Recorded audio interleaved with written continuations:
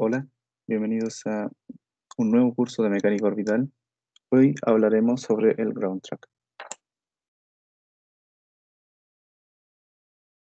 Bien, los contenidos que veremos hoy, vamos a definir qué es un ground track, cómo usarlo, su utilidad, qué importancia tienen los elementos orbitales para poder generar mi propio ground track dada una órbita, cómo pasar de una transformación perifocal a unas coordenadas cartesianas, ya con elementos relacionados a los sistemas de referencia inerciales, que son los que primero vamos a ver sobre las transformaciones para pasar de un sistema ESI a un ESEF, luego cómo obtener matemáticamente las coordenadas geocéntricas, luego corregir nuestras coordenadas geocéntricas con la, eh, con la hipótesis de que la Tierra es ovalada y posee un foco, ya que eso está en cierta forma parametrizado, hay valores en la literatura de cómo hacerlo, y cómo llegar a nuestro propio ground track. Bien, ¿qué es el famoso ground track? Esto no es más que tomar lo que es una órbita 3D y poder graficarla sobre la superficie de la Tierra. ¿Ya? Esto implica conocer en el mayor grado de exactitud la longitud y la latitud del satélite.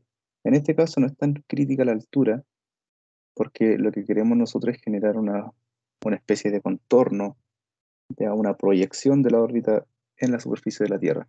Por lo tanto, no necesitamos a priori saber la altura. Sí es importante conocerla para después empezar a trabajar otros escenarios en el mismo modelo del ground track, que tiene que ver con cuánta área de proyección yo tengo, cuánto ve mi cámara, etcétera. Por ejemplo, en el mapa que vemos acá, vamos a encontrar que las líneas azul son las órbitas del satélite proyectadas en cada latitud y longitud de la Tierra. Por otro lado, vamos a ver que la Estación Internacional, que es la que se está orbitando aquí, tiene una proyección roja.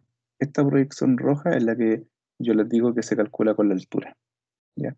Esto no lo veremos porque en este momento estamos dándole foco solo a lo que es mecánica orbital. Esto ya tiene que ver con proyecciones de visión, comunicación a través de una esfera, que en este caso es la Tierra. Cosas importantes e interesantes que pueden ver en un ground track. Si se dan cuenta, la órbita está desfasada, ¿ya? El desfase que existe entre la órbita, si ustedes lo pueden ver más de cerca cuando empiecen a trabajar con estos mapas, está muy relacionado con la velocidad de giro de la Tierra. Recordemos que la órbita se expresan de manera en un sistema de referencia. Si este sistema de referencia fuera el inercial, veríamos que nuestro plano orbital o nuestra órbita es generalmente constante. Obviamente hay perturbaciones, hay efectos que pueden hacer que mi órbita cambie, pero muy poco. Entonces, podríamos considerar que es constante. El único que cambia en este momento es que la Tierra está girando. Entonces, mientras mi órbita se mantiene constante, la Tierra gira. Y la velocidad de giro de la Tierra es la que finalmente genera este desfase entre líneas. Bien, para poder expresar esto, primero tenemos que conocer cuál es mi órbita.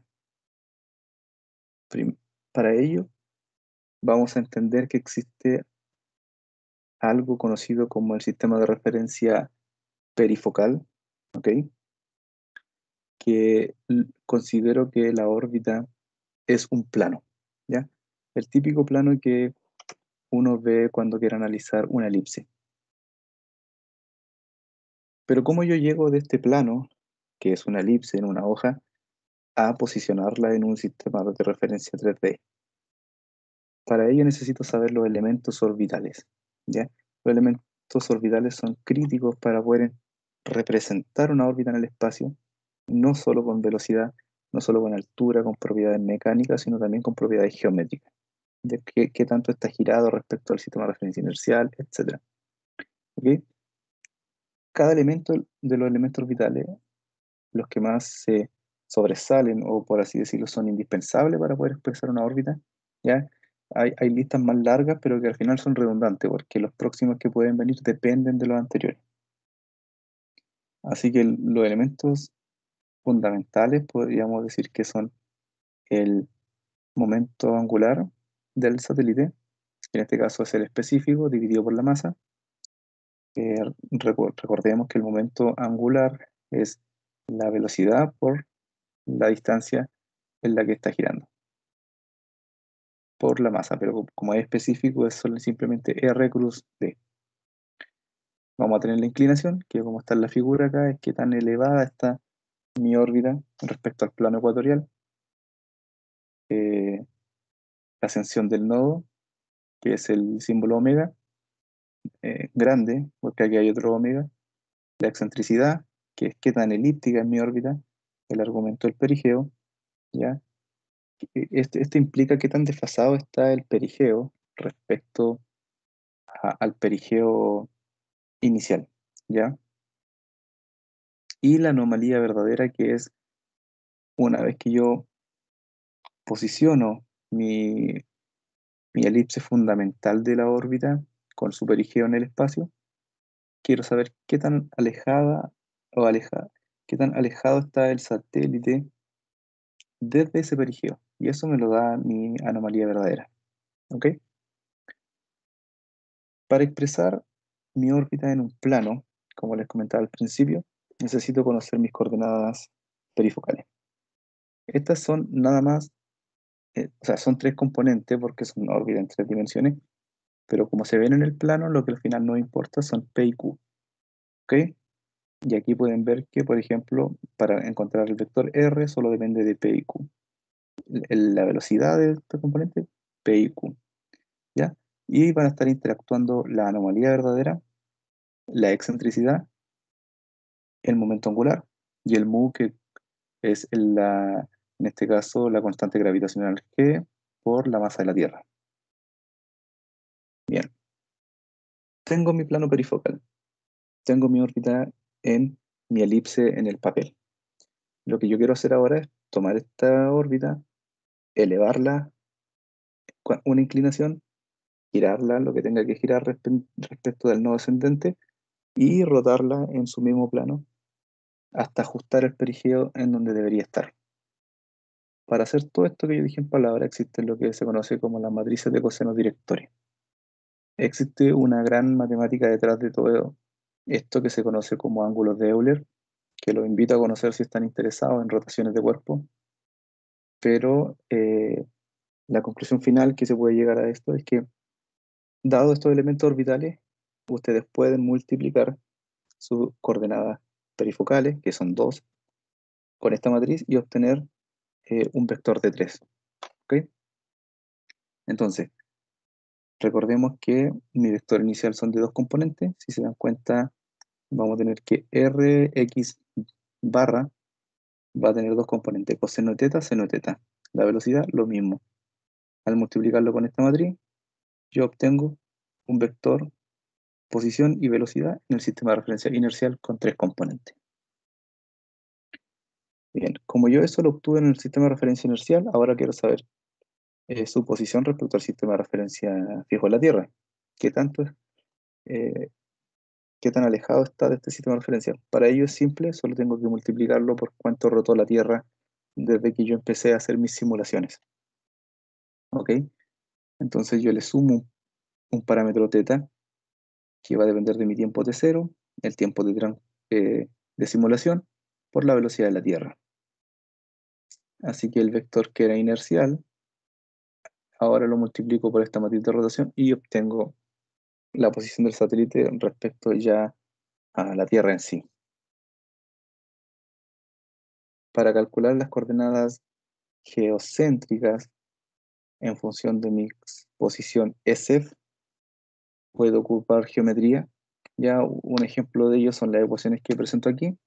Si se dan cuenta, les puede parecer un poco extraño cómo calcular la longitud, así que si no les hace mucho sentido estas ecuaciones, que en realidad geométricamente es así, lo cumple, ustedes van a poder ver o imaginarse que la longitud es tan simple como sacar el ángulo entre el vector X y el vector Y, ¿ya? Si se dan cuenta, aprovechando esta misma imagen, la línea azul que recorre la velocidad de la Tierra por el tiempo va a estar determinada por los vectores X e Y del satélite.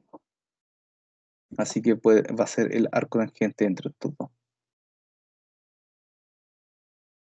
Bien, la corrección que tengo que hacer para pasar de geocéntrica a geodética tiene que ver con iteración matemática, porque es un poco complejo pasar de un punto a otro, sobre todo cuando son valores empíricos, por ejemplo el valor F, que son datos que dependen del modelo ovalado de la Tierra.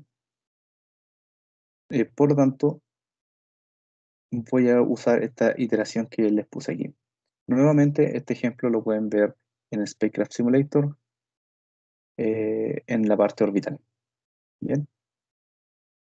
Finalmente, llego a lo que es el ground track, que ustedes van a poder correr un experimento de manera automática. El simulador ya está listo para llegar y hacerlo correr con una información, como puede ser ya cuando sea con una posición orbital del sistema de referencia inercial o lo que se conoce como el TLE, que se verá en otro video.